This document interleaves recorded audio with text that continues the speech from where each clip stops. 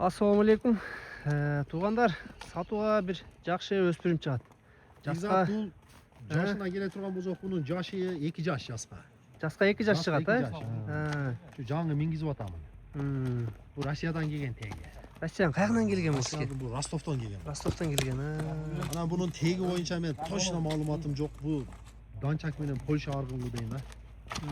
Öte kirepki katlıcılık. Ana boyuna gezek boyu 1.65'ten öyle uruyunga. 65'ten öyle ha? Anan uzunlukları standarttan uzun. Temir kök. Qara emez ha, temir kök. Qara emas, temir kök. Katlıcılıkta kirepki жылқы da. Tuyaktары қалың tuyaktан, али пақа-пағыл элек. Пародазын анық білбейді кесілесіздер, Пародазын анық білбеймін. Анча-мынча Polşаны жаңыртат да. Чоң екен жануар. Ана мен бұны өзіме арзан келген. Бекзат. Bunu men arzan giye men del arzan koyamın. Öte neme emas. Акчасын $7.000 деп koydum. Kana göreyinçi.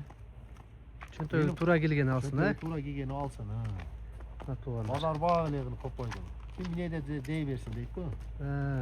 Тура ayt. Ben şimdi $7.000'e satıp da koydum. Тура келгени сурайт, ha? Тура келгени Кішкене сурайт. кемін қылып бересіз бирок, ha? Kemin zor kılıp veremem. Ол жеңіл. Жануар жаңы үйрөнүп тур дейм, ha? Жаң үргеніп отыр да.